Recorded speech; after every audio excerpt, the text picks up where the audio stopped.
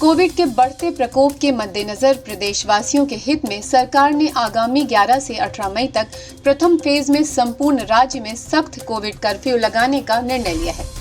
Cabinet मंत्री व शासकीय प्रवक्ता श्री सुबोध उनियाल ने बताया कि 18 मई सुबह 6 बजे तक कोविड कर्फ्यू लगाने का निर्णय लिया गया है। उन्होंने बताया कि इस अवधि में केवल सुबह 7 से 10 बजे तक आवश्यक वस्तुओं जैसे फल, सब्जी, दूध, मीट आदि की दुकानें ही खुल सकेंगी। पूर्व में ये दुकानें 12 बजे तक खुल रही थी। राशन की दुकानें केवल 13 मई को खोले जाने की अनुमति होगी। उन्होंने बताया कि इस अवधि में केवल आवश्यक सेवाओं से जुड़े विभाग ही खुले रहेंगे। इसमें भी 50% स्टाफ को ही बुलाया जा सकेगा। प्रेस के कर्मचारियों के लिए उनकी आईडी ही पास होगा। इंटर स्टेट यात्रियों को 72 घंटे पूर्व की RT-PCR रिपोर्ट लाना अनिवार्य किया गया है। इसके अलावा देहरादून स्मार्ट सिटी के पोर्टल पर अपना पंजीकरण कराना होगा। RT-PCR नेगेटिव रिपोर्ट लाने पर ही उन्हें राज्य में आने की अनुमति दी जाएगी। प्रवासियों को 7 दिन का आइसोलेशन अवधि अपनी अपनी ग्राम सभाओं में बनाए गए स्थान में करनी होगी। जब उनमें लक्षण नहीं होंगे तब उन्हें घर भेजा जाएगा। इसका खर्च स्टेट फाइनेंस कमीशन की ग्रांट SDRF फंड से किया जाएगा। श्री उनियाल ने बताया कि शादी समारोह में केवल 20 लोगों की अनुमति दी गई है। उन्होंने कहा कि हालातों को देखते हुए फिलहाल लोग शादी समारोह को स्थगित करने का निर्णय भी अपने स्तर पर ले सकते हैं। इसी तरह शव यात्रा में भी 20 लोगों को ही अनुमति होगी। इंटरस्टेट मूवमेंट में भी 50% यात्रियों को ले जाने की अनुमति होगी।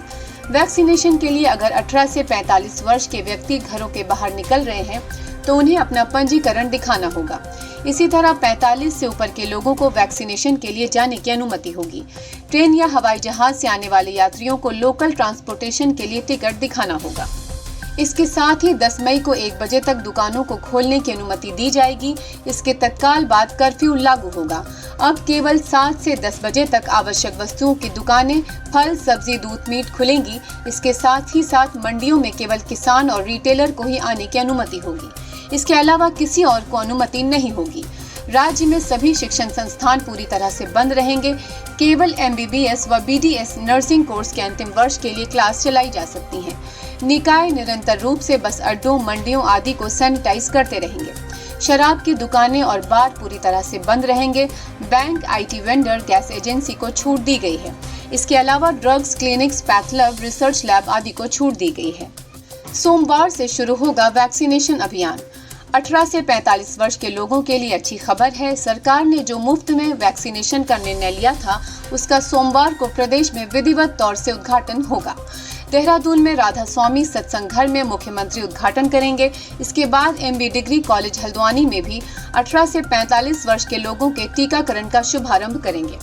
मुख्यमंत्री हल्द्वानी में DRDO द्वारा बनाए जा रहे अस्पताल के निरीक्षण के साथ साथ ऑक्सीजन निर्माणाधीन प्लांट का निरीक्षण भी करेंगे। जिस तरह राज्य में लगातार संक्रमण बढ़ता जा रहा था और 9,600 की संख्या भी पहुंची, इसको सरकार की बहुत गंभीरता से सरकार इस तरफ देख रही थी और कई दिन से ये बात कही जा रही थी कि सरकार कड़े से कड़ा निर्णय लेने से पीछे नहीं हटेगी। और क्योंकि आज आवश्यकता आम आदमी के जीवन को बचाने की है और इसको देखते हुए आज सरकार ने पूरे राज्य में 11 तारीख 6 बजे से लेके और 18 तारीख 6 बजे तक 7 दिन कोविड कर्फ्यू लगाने का निर्णय लिया है ताकि इस संक्रमण की चेन को तोड़ने का काम हो सके और आम आदमी के जीवन की रक्षा की जा सके। जिस तरह इस कर्फ्यू के दौरान तमाम गतिविधियों को प्रतिबंधित कर दिया गया है, दुकानों को पूर्णतः दुकानें बंद रहेंगी।